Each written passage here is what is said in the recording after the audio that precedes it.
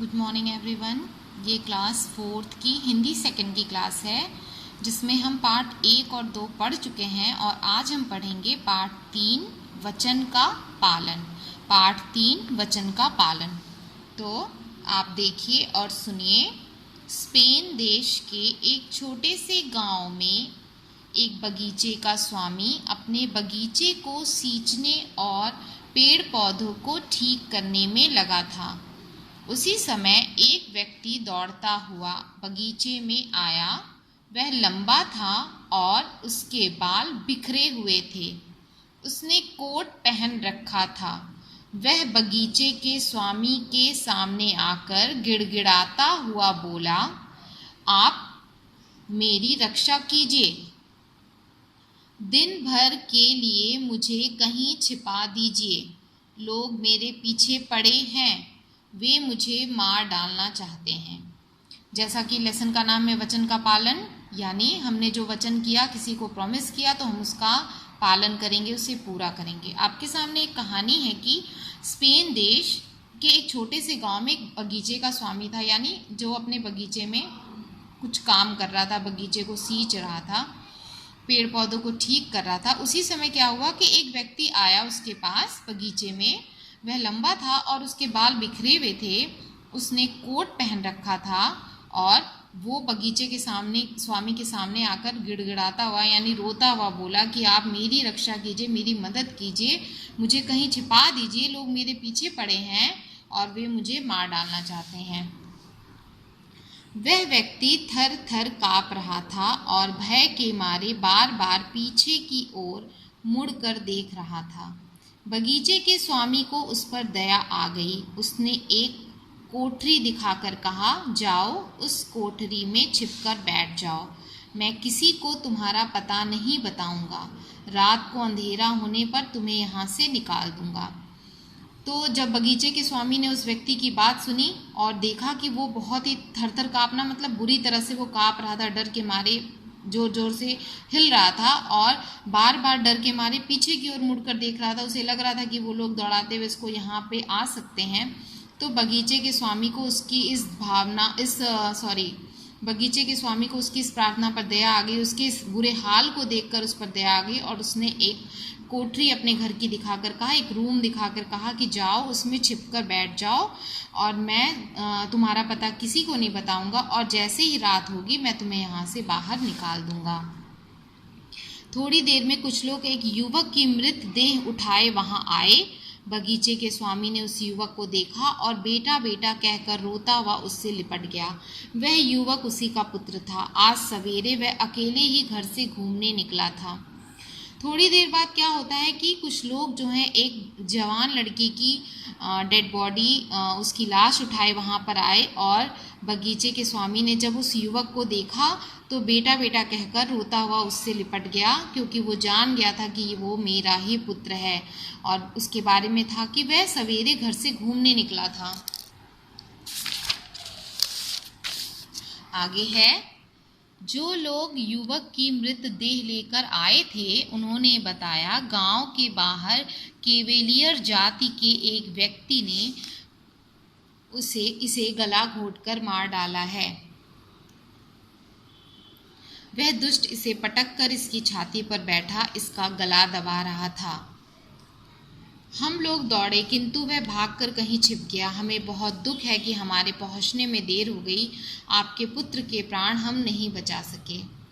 तो जब वो जो लोग उस युवक की बॉडी लेकर आए थे, शरीर लेकर आए थे मरी हुई, उन्होंने बताया कि गांव के बाहर जो है, इस गांव से बाहर एक केवेलियर जाति है, वहाँ की कोई जाति है जो के एक व्यक्ति ने इसका गला घोंटकर इसे मार डाला और उसके बारे में बता रहे हैं कि वह दुष्ट जो है इसकी छाती पर बैठा इसका गला दबा रहा था। और वो लोग बता रहे हैं कि हम लोग दौड़े परंतु वो कहीं भागकर छिप गया और वो बता रहे हैं कि हमारे पहुंचने में देर हो गई, इसलिए हम आपके पुत्र के प्राण नहीं बचा सके। आगे आपके सामने है,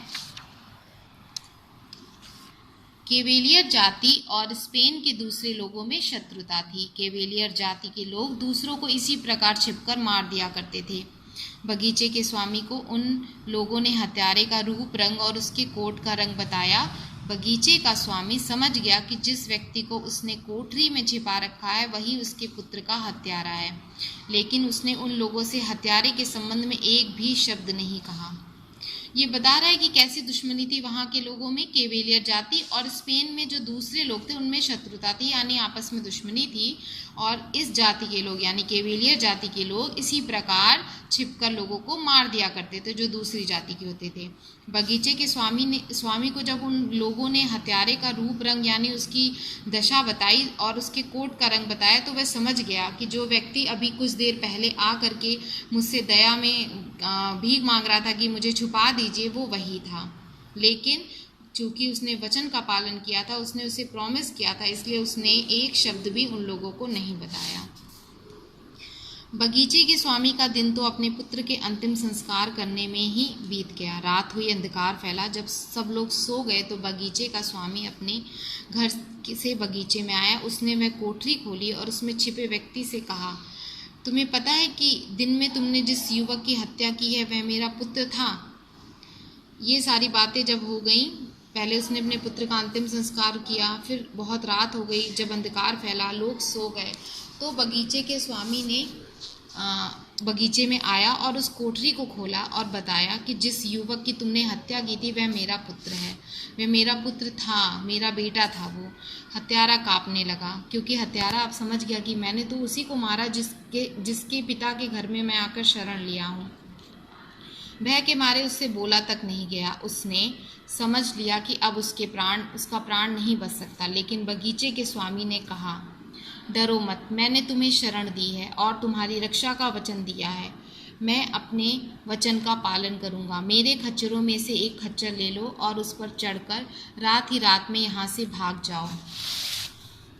हत्यारा उस बगीचे के स्वामी के पैरों पर गिर पड़ा और फूट फूट कर रोने लगा। बगीचे के स्वामी ने उसे उठाया और कहा, मेरा मरा पुत्र अब लौट नहीं सकता, तुम व्यर्थ में देर मत करो।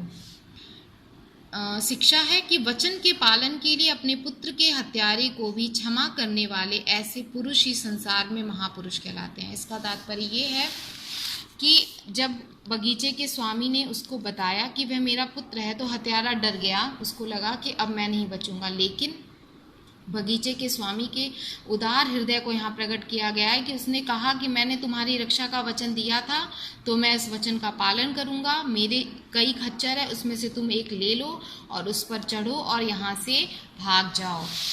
हत्यारा जो है बगीचे के जब इतनी बातें सुना तो उसको समझ में नहीं आ रहा था मैं क्या करूं। वो उसके पैरों पर गिर पड़ा और बहुत ही रोया। ये पश्चाताप के आंसू थे। बगीचे के स्वामी ने उसे उठाया और कहा कि मेरा पुत्र तो अब लौट नहीं सकता, तुम व्यर्थ में देर मत करो। क्योंकि ऐसा होता कि अगर उजाला हो जाता तो हो सकता आसपास के लोग इकट्ठा हो जाते और उसे जीवित नहीं छोड़ते। तो इस कहानी से हमें ये शिक्षा मिलती है कि वचन के पालन के लिए अपने पुत्र के हत्यारे को भी क्षमा करने वाले ऐसे पुरुष ही संसार में महापुरुष कहलाते हैं। इसका मतलब ये है कि हर कोई ये कार्य नहीं कर सकता। अगर हमारे साथ कुछ बुरा होता है तो हम ये सोचते हैं कि हम दूसरे के साथ भी, हम उसके साथ भी वैसा ही करेंगे। लेकिन कुछ ऐसे महापुरुष अभी भी इस संसार में हैं जिनके साथ बुरा होता है तो वो उस चीज़ को भुलाकर आगे बढ़ते हैं और संसार के लिए कुछ करते हैं। तो इस पाठ से हमें ये शिक्षा मिलती है कि बहुत सारे ऐसे लोग हैं जो वचन के पालन के लिए बहुत कुछ अपना त्याग कर देते हैं। तो आई होप आपको ये कहानी समझ में आई होगी। एक बार आप अपनी तरफ से भी इस कहानी को पढ़ेंगे। इसके बाद मैं कल के वीडियो में आप लोग को इस पाठ से संबंधित बाकी प्रश्नों को बताऊंगी और लिखवाऊंगी। Thank you.